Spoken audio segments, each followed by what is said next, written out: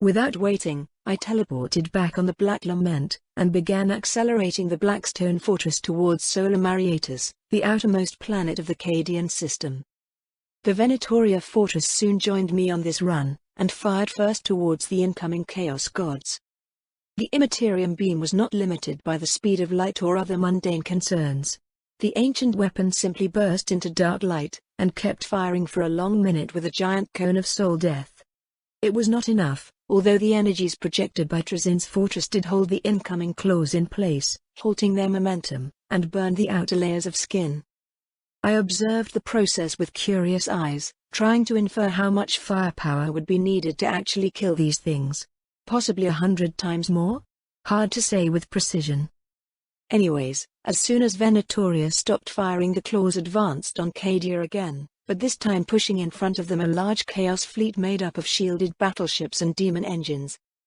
The Eldar fortress fired next, their beam crackling with blue lightning, similar in appearance with Miss Stern's Tempest powers. Screams of pain emerged and the chaos hands burst into flames and halted again. "We should fire too," my Lord Chiron proposed in his usual gruff tone. "It would just exhaust me for no gain, brother," I said with a small shrug, and folded Miss Darcy to bring her to my side. "Lord Lancefire." I was. "What are those things? I can feel their hate," the young sister of battle exclaimed in righteous fury. "They are the great enemy, my dear. Well, the part of them that our minds can recognize. I doubt anyone can see their real form," I explained in a light voice, and fired a short burst from the Black Lament. A single second to calibrate the weapon and obtain some data on the effectiveness of my own beam.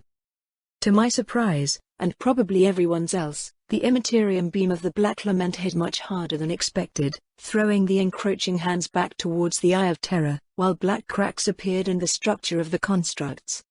The Emperor had fiddled with the fortress for sure, during his presence on board. "Dad, there's a large revolt going on here. The inmates are led by an organization known as the Correction Rehabilitation Movement, and are taking over the prisons. I am deploying tarantula drop pods, but it is not enough."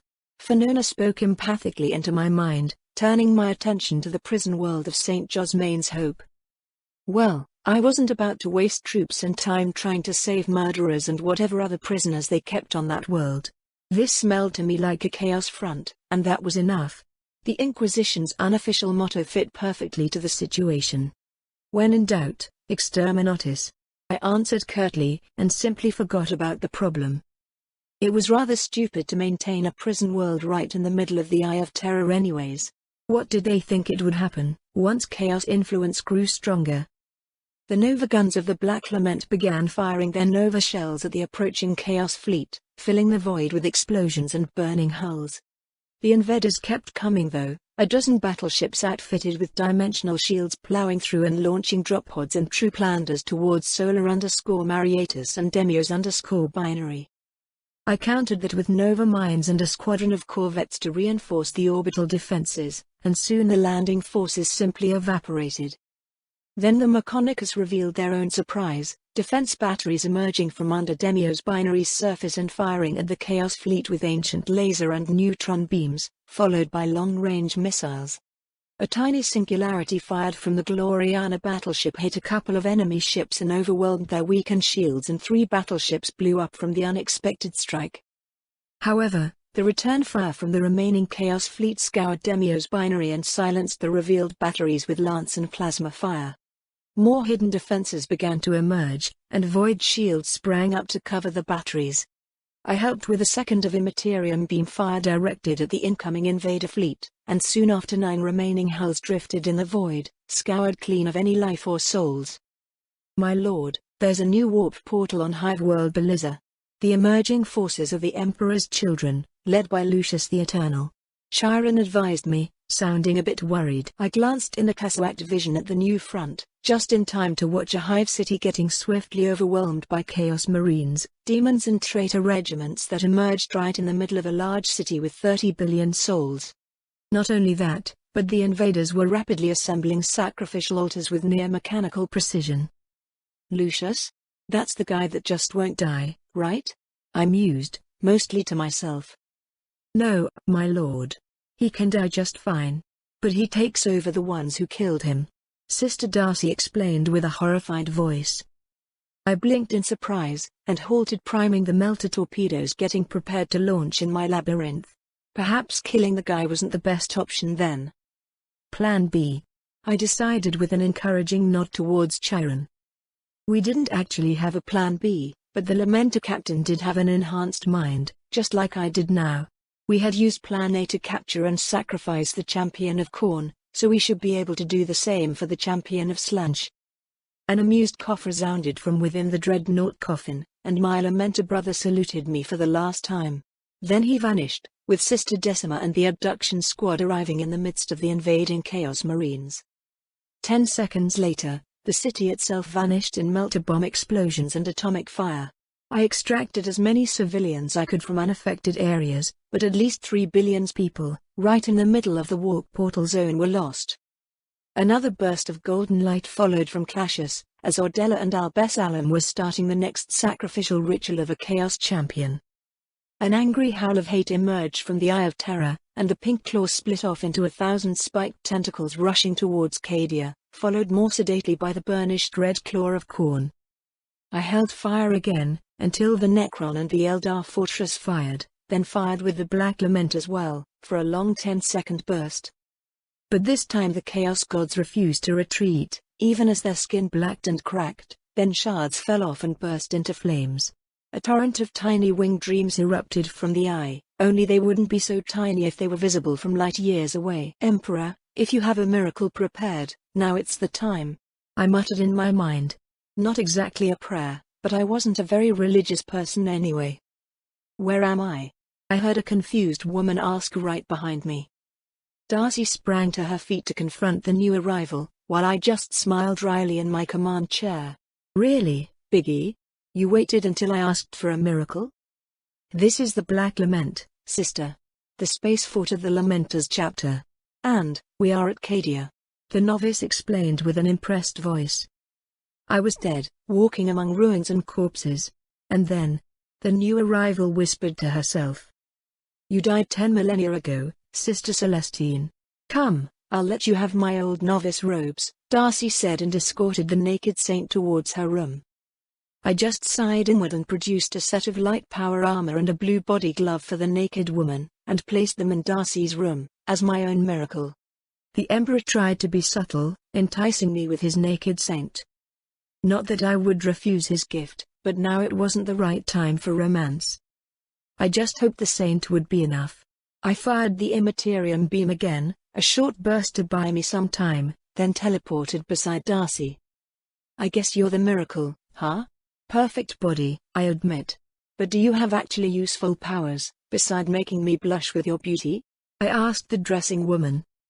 The saint was even prettier than my wife Serena, and possibly equal to my Rose, though quite differently. Flowing blonde hair and a warrior's fit body, full lips and wide hips, yeah. It was love at first sight. Even knowing that it was hard to resist. Celestine nearly gasped while looking back at me and blushing profusely. You're very pretty too, Astartes. And while I know my faith is infinite, I can't say if my powers will be sufficient for what I sense it's coming. Fury and lust, anger and pain, the ruinous powers emerging from the Eye of Terror itself. Celestine answered in a shy voice, while tugging at the thin body glove. I just snapped my fingers and assembled the power armor around her with the tesseract, since time was quite short right now. I do have a titan, Lady Celestine. You can call me Peth, as we'll ride into battle together. Darcy, you sit in the command chair and cover us, I ordered with a smile, then snapped my fingers again. The next second, my Psi Titan landed beside Ordella and Albedalac, just as the glowing altar shut off. The corpses of Khan and Lucius remained impaled on their ice spikes, lacking limbs and souls. Did it work? I asked the Omega Pariah, while Celestine shifted in my lap trying to find a comfortable position. Not really, Lord Peth. I think we need a Primarch, or they just die. Their souls are just too weak and corrupted. Al-Besalam answered instead, and pointed with his Titan's power claw at the approaching Chaos Gods. I sighed inward, although I was told by 2 gods the ritual wouldn't work.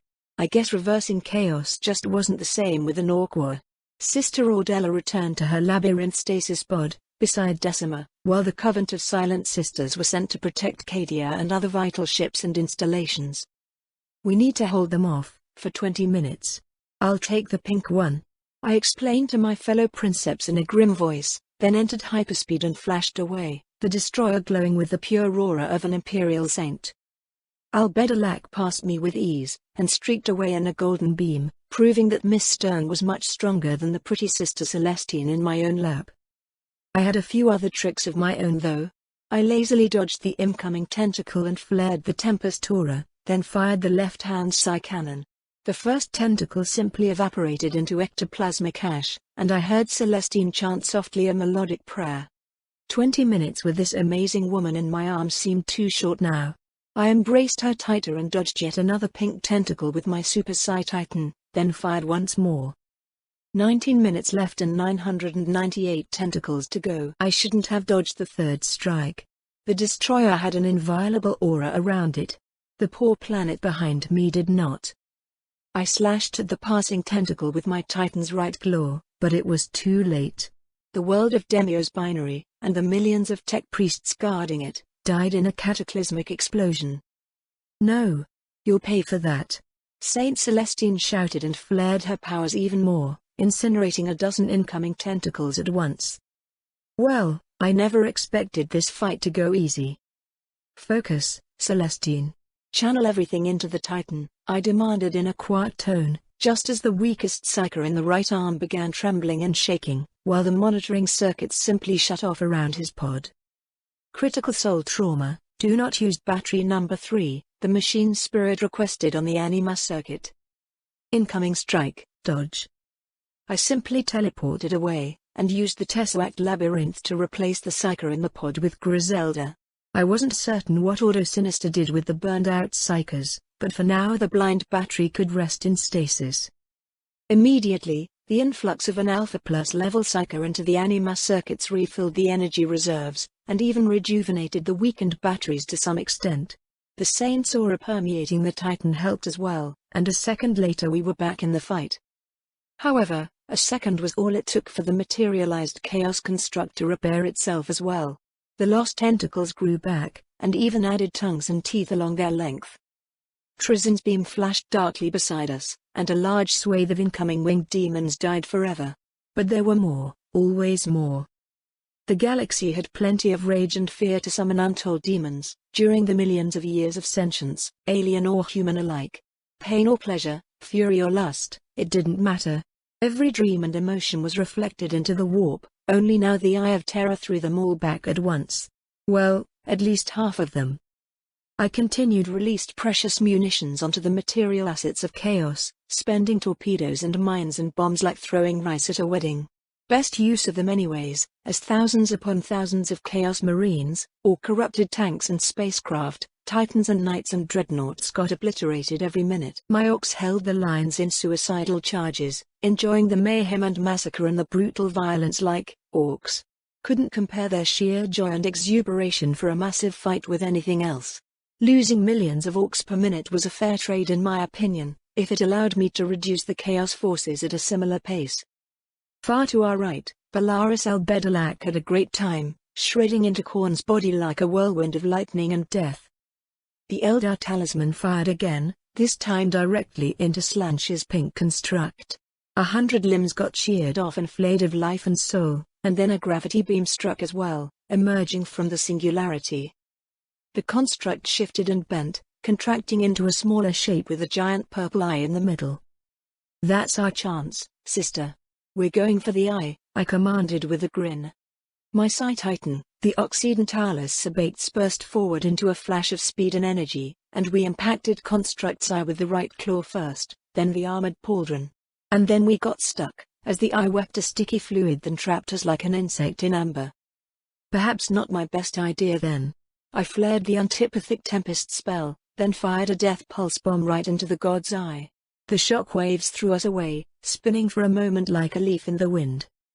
"Right arm damaged, engage repairs now," the machine spirit of the destroyer demanded in a wail of pain into my mind. I just glanced outside the cockpit, to find the right arm missing from the elbow. We aren't going to repair that, buddy. We'll need a Titan manufactorum for that, and Cadia did not have such facilities. Still, I directed the psycho-energy to begin the necrotic spell, sealing leaking conduits and plugging the gaps in the arm's armor. Then I teleported again and fired the left-hand cannon at near point-blank range, exploding the purple bleeding eye into a nebula of violet fluids and misshaped sexual organs.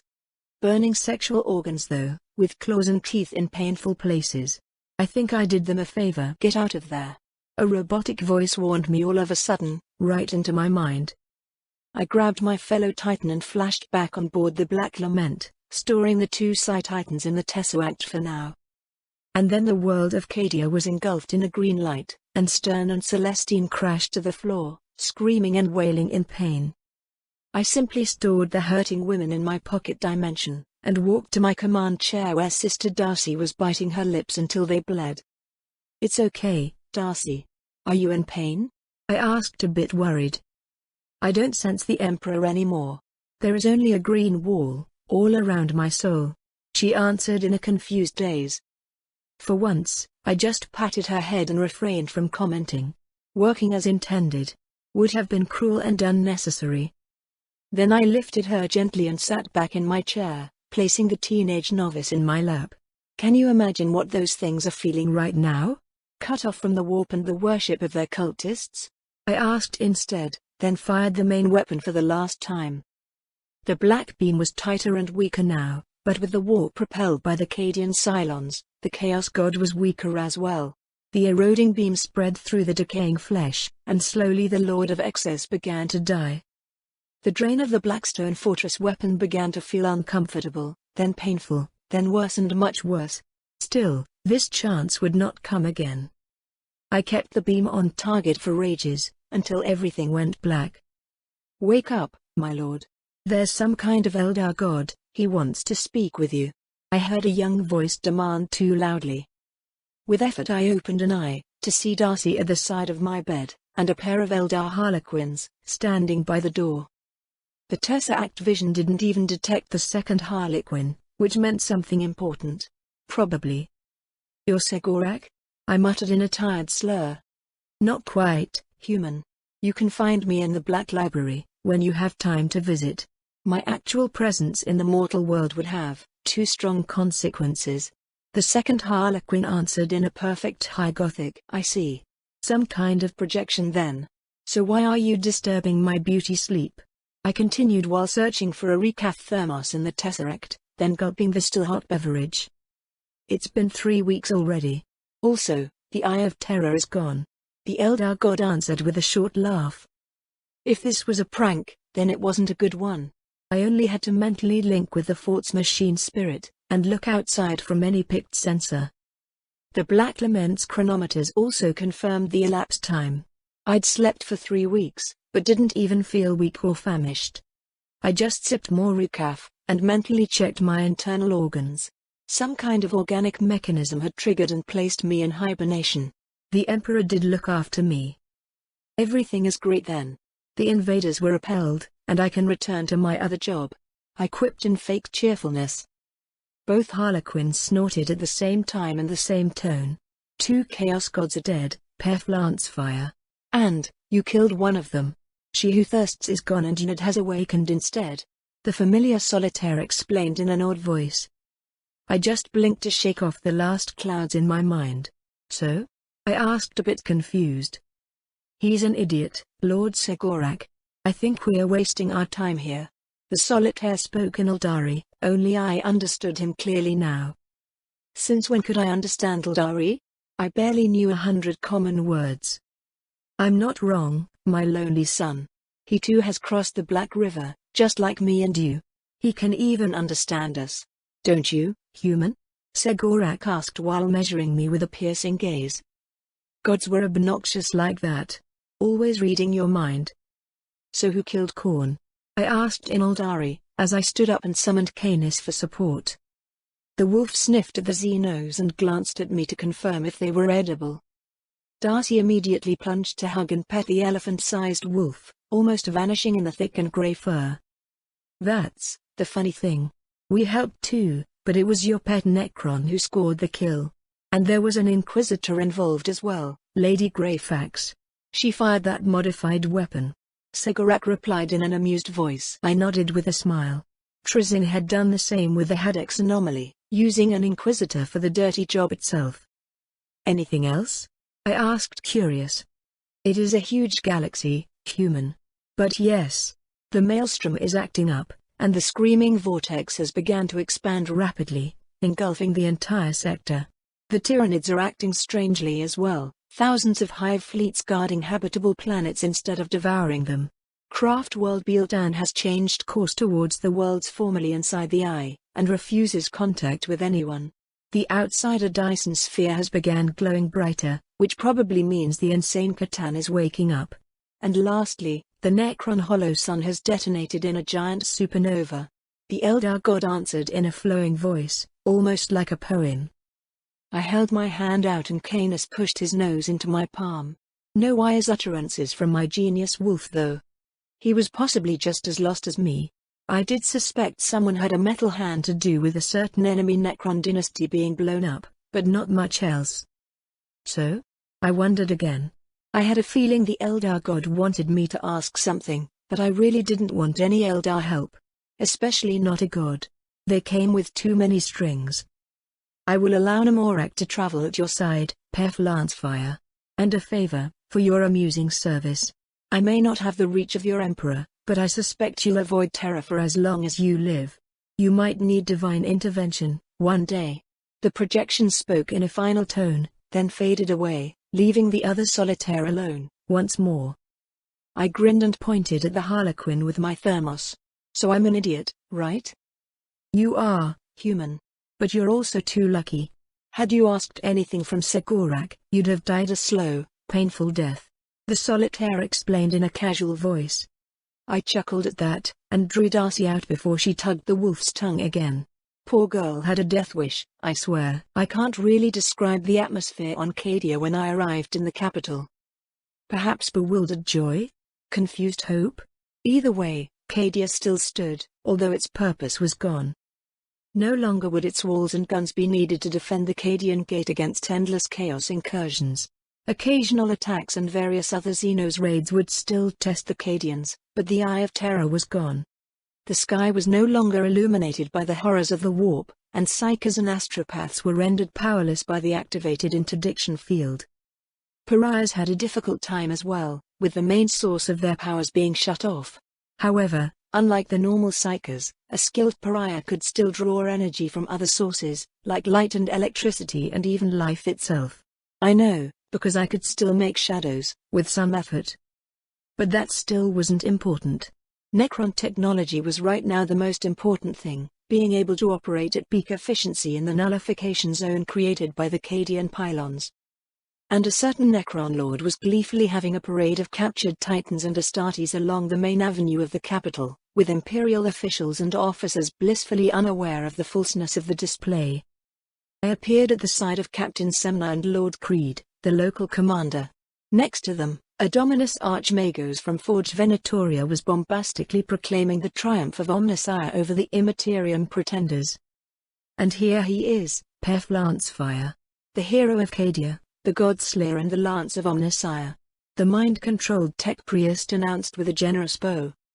I just waved off the exaggerated claims. I had strong doubts about the actual causal events that took place at Cadia, with at least 2 gods directly opposing the dead Chaos gods, and a few other gods with vested interests in this affair. Lord Creed, there are 100 Hellforges and thousands of demon worlds laying exposed in real space right now, with the eye closed. But, the enemy will not wait long to regain initiative, I said in a level but clear voice. Lord Castellan Ursakar_E._Creed smiled grimly at me, then nodded at the sergeant at his side. The man simply ran off towards the command bunker without further orders. I take it you'll be leaving right away, my lord? He asked politely in reply. Today, yes. I'll open a pathway straight to Forge Mordax, via the Navy base at Belis_Corona. I'll request they send whatever floating docks they have free, to install warpless engines on the capital ships of Battlefleet Cadia. Also, the Venatoria tech priests can set up a repair facility at Vigilantum base. I explained in a firm tone, with my eyes glancing for a second towards the nearby tech priest. Of course, Lord Lancefire. Your words are gospel for any loyal priest of Mars. The Archmagos replied in a strangely obedient voice. Meet me in 1 hour was the second message he replied on the manifold circuit, without giving away the theater. I just sighed inward, then waved towards the gathered crowds, my gesture reproduced on giant picked screens all along the parade highway. The locals cheered and seemed really happy to see me wave, for some reason. I stood there for a minute, if only to admire the titans of Forge Venatoria taking large strides to cross the city. Nothing was as it seemed though, the victory celebrated here feeling hollow and quite bitter. Sometimes knowledge of truth could be a curse indeed. A minute later, I teleported away and stepped inside the Venatoria Blackstone Fortress. Pef, he's leaving me. Lady Greyfax complained out loud, while pointing outraged at her companion Custodes. I had to chuckle at her entitled anger. Finally had enough of her antics, brother? I wondered with a knowing smile. But the Custodes simply shrugged, unfazed. My watch has ended, he quipped in a careless tone. We will be honored to become your guardians, Lady Greyfax. A Soldrinker sergeant intervened, and gestured curtly at his squad. 10 Space Marines would be a nice escort for her, and they even volunteered. The Inquisitor scoffed and turned her nose. I rather not be seen with defectors, thank you. I sighed again and snapped my fingers. A company of captured astral claws, armors painted black, unfolded from the tesseract at my call. You can have these guys, my dear. As long as you don't poke too deeply at their former allegiance, these brave Death Watch Marines will walk through blades and fire for you. Right? Yes, sire. The mind-controlled Astartes proclaimed in a single voice. The woman measured the newly produced Astartes with a dubious eye. Humph. I guess I can take them, and use them somehow. They seem a little creepy though. Couldn't argue with that, could I? Luckily, the awkward moment was interrupted by a certain Necron skeleton appearing from thin air, with a Primarch at his side. If you guess his name, you would be correct. It was Fulgrim, the only sane clone remaining from Fabius Bile's experiments. Also, the force polearm in his hand was the former weapon of Primarch Dawn, the Soul Spear. I kept my word, Custodes. Just remember that, the next time your Emperor needs someone whacked, Trazyn said, almost spitting his words. Probably didn't like parting with valuable trophies. The Warden Custodes simply nodded and pointed at me. Lord Lancefire is empowered to trade with Xenos, Necron.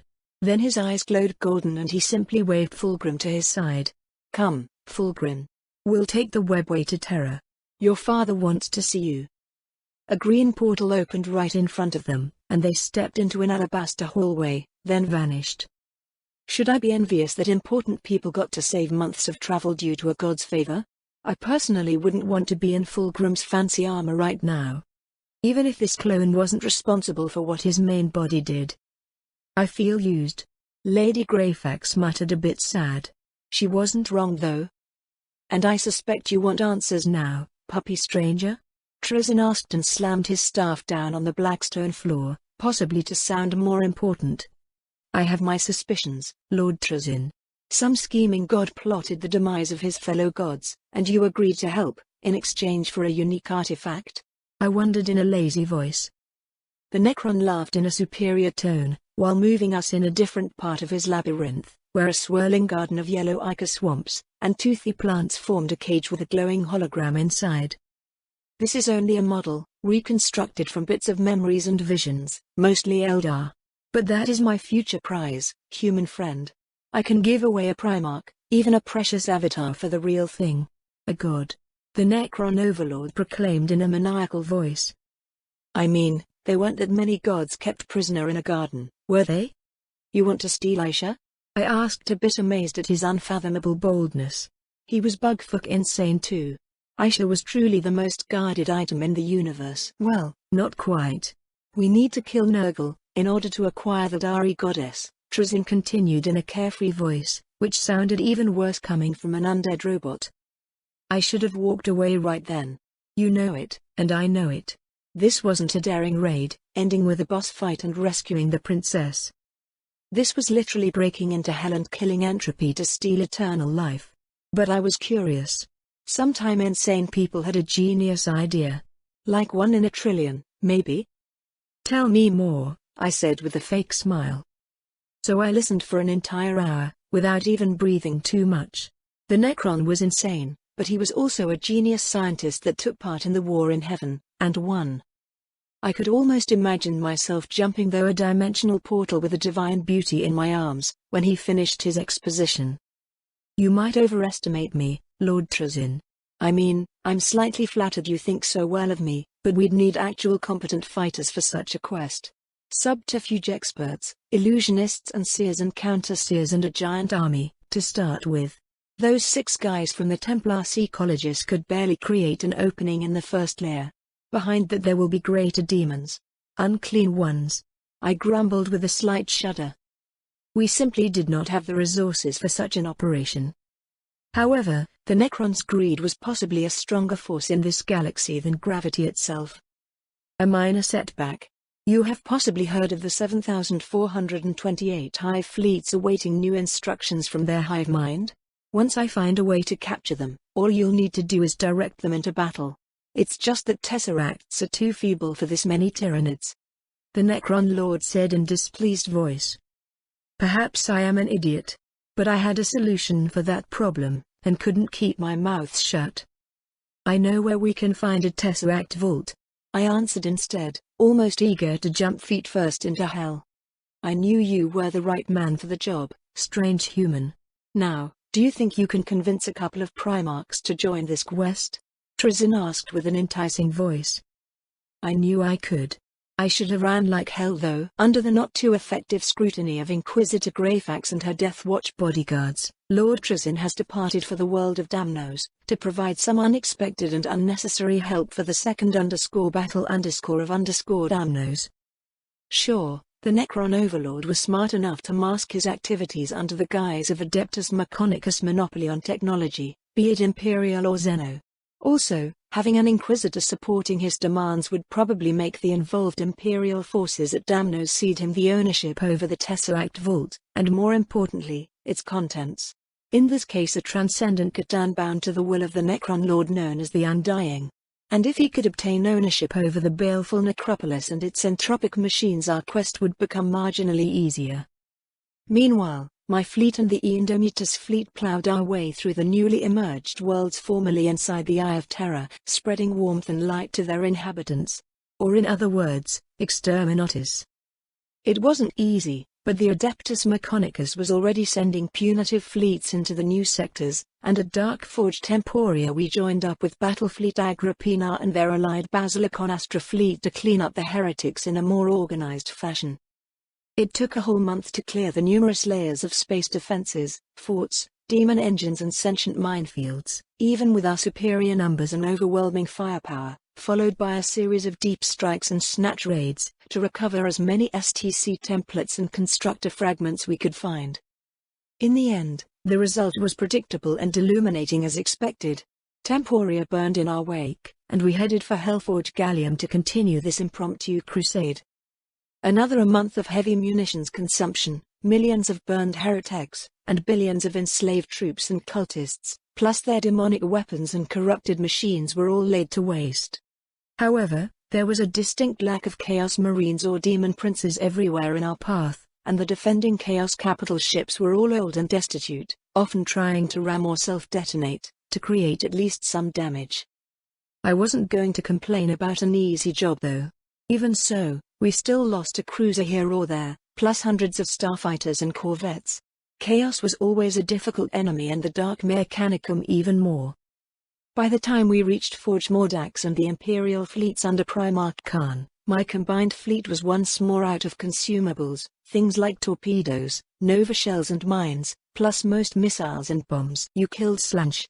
The Sword Nut Primarch addressed me in a slightly confused but impressed voice. So I've been told. Just pushed a button, to be fair. I answered with a grin towards Khan. The giant man patted my shoulder and grinned back. And this new look, you met the Emperor? He asked in a knowing tone, possibly meaning my new greater height and bulk. We spoke 3 times. Or maybe twice. He also gave me a Titan. I replied with a cheerful voice, then turned towards his approaching brother. Primarch Johnson wasn't my favorite of the Imperium demigods, and I knew he also didn't like me. He even tried to get me sacked, which wasn't nice at all. Chapter Master Lancefire. I want to thank you for raising my father. The Dark Angel's Primarch spoke in a majestic voice, and nodded for a millimeter. Maybe half a millimeter. I'll take what I can get. I'm not petty. It wasn't very hard. Except the part where I was nearly denobled and robbed of my house and lands. Luckily, the Emperor was able to see past the unfounded accusations and waved off those charges. Even got a signed warrant out of it, I said with a kind smile, then flourished my glowing rogue trader warrant like a fan. There were perhaps a dozen librarians and reclusiarchs in the audience, and they all gasped in awe at my new paper fan. Primarch Khan was wearing my anti-warp gift, the null rod shielding him from the warpy emanations, but his brother was not. The lion took a step back as unseen sigils reached him, possibly without realizing it. The man paled as his eyes focused on the warrant, as he probably sensed much more than I intended with my status-granting handwave. His brother Khan stepped forward and interposed his shielded person, then gently held the paper to read the actual words. Like the old days, I see. Well, with the numbers of enemies you have, you will probably need to show this warrant quite often, Lord Lancefire, Khan declared in a low but stern voice, possibly as a warning to those present here at Forge Mordax. I sighed and just rolled the glowing scroll and stored it back into my null box. I can take care of myself, Primarch. Actually, I just managed to find another of your brothers, Primarch Fulgrim. He was held in stasis in a Necron Tesseract labyrinth, but he otherwise seemed fine. I explained in a level tone, then eyed the lion for emphasis. Fulgrim. Both Primarchs exclaimed in a surprised voice. Anyways, I'm planning a big operation down into the Immaterium. There are still some enemies to kill, and perhaps allies to rescue. Wanna join me? I wondered in a teasing voice, eyeing both Primarchs with a doubtful glance. The two brothers exchanged a look, then the lion held a hand out to craft a blue psychodome around the three of us. What's the target? Khan asked in an aggressive tone, while standing shoulder to shoulder with his Primarch brother. Nurgle, I answered via the mind implant. Some words should not be spoken out loud, if that god was still alive and well. They would know if their names were spoken. Maybe. I wasn't taking more risks than necessary. Khan's hand clenched on the pommel of his force sword, and he nodded warily. Then he glanced towards my fleet parked in orbit above Forge Mordax, and frowned deep in thought. Somehow, the lion smelled the answer as well, even though he lacked a Mio implant. But then alpha psychers were bullshit like that. Even if we combine our forces, we're barely at 1% of the required strength for such a target, Lord Lancefire. That fortress of yours won't be very effective inside his garden. And the pair of us can only fight one greater demon at a time. There will be hundreds of them. The blonde Primarch muttered in a dismissive tone. I completely agreed. It was lunacy. Almost guaranteed suicide, in fact. But I had more allies to call. A lot more. We'll have to call other races to help. Chaos is the enemy of all life, after all. So, want to hear the plan yet? I asked with a shitty grin. Khan nodded politely, while the lion grit his teeth in visible xenophobia rage. The alliance with the Eldar Yari has been finalized, for the most part. Who else? The Dark Angel asked in a low growl. Orcs, Necrons, Tyranids, maybe a Catan or two. Not all voluntary, of course. Some Eldar gods and avatars might want revenge too, and the yet living pantheons of dead races might join as well.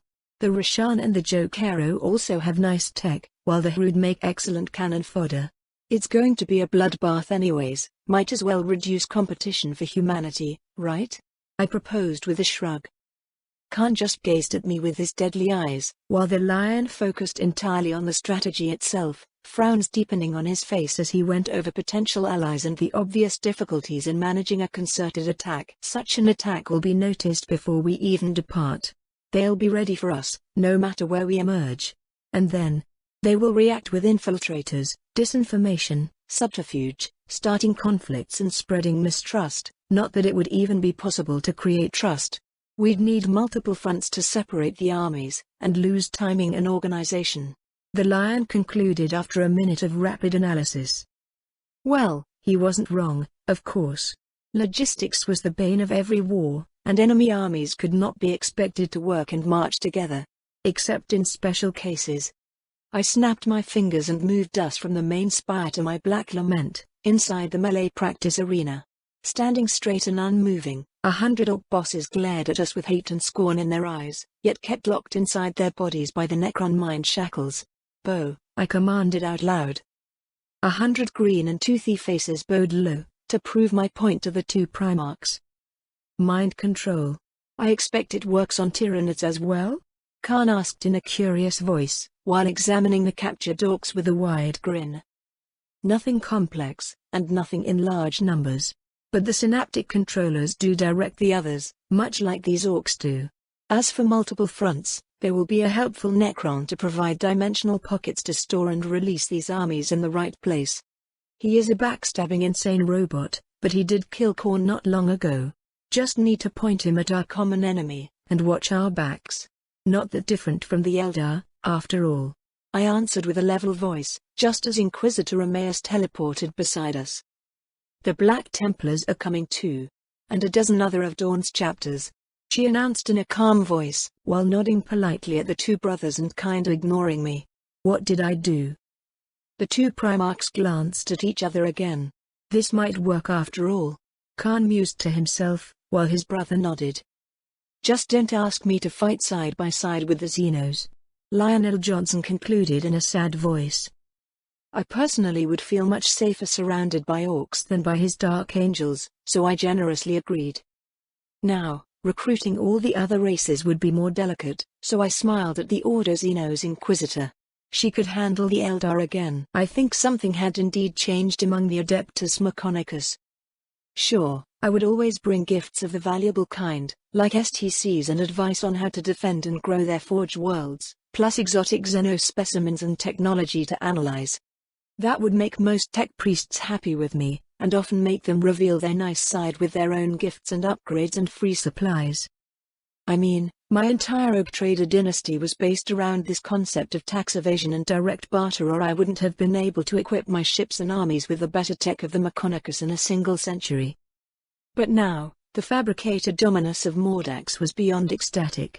Perhaps it had something to do with saving his forge from the Green Crusade? Maybe piloting a Titan? Killing Slunch? Not sure. Anyways, I had free hands to requisition any and every munition I could want, plus priority for armor replacements and new vehicles. Only the lack of blackstone deposits nearby was an impediment to cladding my every trooper in this expensive material from head to toe. We mitigated that by extracting some blackstone walls from the Black Lament's interior, and for an entire year of Forge World work day and night to construct more sentinels and attack drones, plus they provided bionic limbs and implants for my troops. Forge Mordax had received a whole space hulk to mine for metal and bits of technology, and was constantly importing human resources from nearby hive worlds as organic parts, serfs, servitors, acolytes and auxiliary regiments. Other Astartes chapters were also boosting their numbers with extra vehicles and auxiliary regiments, mostly from the _Lath's Forge worlds further away. By the time the Eldar appeared at Mordax, I had 40,000 new armed sentinels for the Katakan heavy infantry, and had replaced most of my losses in munitions, equipment and manpower. The Yari weren't quite pleasant or polite with me, which probably made sense considering the trillions of their race I had burned and killed over my career. It was mostly Kamara, to be fair. Staring Kani, the avatar of death, in the face wasn't the most pleasant day for me either. Also, the fact that a pair of Phoenix Lords, flanking the glowing avatar, were emitting murderous vibes at me wasn't nice either. I decided to stay silent and pretend it didn't bother me. Diplomacy wasn't my strongest trait, and I needed these Xenos to take the brunt of the damage for me. Silence was golden sometimes. Lady Valane could take care of diplomacy just fine anyways. After 7 long minutes of deathly stares, the solitaire at my side snorted in amusement and patted my shoulder. Let's drink more of that expensive Amasek, you lucky bastard. I was kinda hoping to see your soul crushed today, but I'm not that lucky. The pariah Helkin commented in a tragicomic voice, then flipped in midair to reach the reception's hall door in a single jump. I just waved to the Eldar delegation and teleported outside, to keep pace with the amused Namorak. "So, you're saying I was in danger right then?" "I didn't feel anything," I commented in a curious voice. Sure, the avatar of Ned, the Eldar whispering god, looked impressive and all, but didn't sense malice or resentment from it. Perhaps sadness? It would be a doer job to be the god of the dead, probably. "It is good you haven't spoken then. Playing dead in front of Ned bought you a respite," the Harlequin explained as he jumped over Vadrax and entered my room. I kicked the invisible assassin in the ribs to make him move out of the way. "Want a drink, Vadrax?" I asked while pouring into 3 glasses anyway. The Calexus assassin decloaked and rubbed his side with a scowl. "Should numb the pain at least," he grumbled while sipping the exquisite Amasec like it was a medicinal potion. "Now, we only need," Namorak proposed with a dramatic gesture towards the door. "A real drinker," Al-Besalam proclaimed from the door frame, then locked the armored door behind him. 4 blanks in the same room, plus a wolf to snore and create atmosphere. If we were to die tomorrow, I would be in good company at least. By the 4th bottle, only Vadrax could still slowly lift a hand, due to his bullshit augmenting, so we called it a night and fell asleep. So what if the universe hated us? We blanks had to stick together and drown ourselves in self-pity and booze. The next morning, a massive fleet departed from Forge Mordax, keeping the schedule agreed by the Anti-Chaos Coalition. In other sectors of the galaxy, other races and fleets moved towards the nearest warp rift or vortex, or created one if they had the means. Entering the warp wasn't all that difficult, anyways. A minute afterwards, that was a completely different problem. Leading our fleet was a Necron warship of a special design, looking like 2 scythe ships glued to a silver sphere the size of a small moon. Also, it was piloted by a Necron pariah, a sad soul who had at one time been a blank princeps of a Psi Titan, only he was now encased in necrodermis and much less alive than before. Then again, the guy would be long dead if Trazyn hadn't extracted him from his damaged Titan, some 10 millennia ago. Whatever the new ship was, it dragged our combined fleet after it 100 times faster than our best warpless engines could provide, and thus it took only hours to plunge into the screaming vortex and cross into the immaterium. Waves of trillions of demons and thousands of plague_marines waited at the exit, only for the Necron ship to unleash a green glowing Catan chain to the tips of the ship, and millions of Tyrannid bioships in our wake. A lightning storm erupted from the captured Catan, forming a passage through the Nurgling's defenders, and thus we passed nearly intact through the first layer. Behind us, the Tyrannids battled the defense lines in a frenzy of teeth and claw, but we didn't have time to halt and shoot. Space itself shifted and turned inside out, and now we had a green sky above with pillars of flesh and tentacled plants growing taller than any mountains. We have reached the garden _of_Nurgle, or at least the outer layers of it. I leaned in my command chair and stroked Canis on his head, while I began deploying expendable troops as far as possible.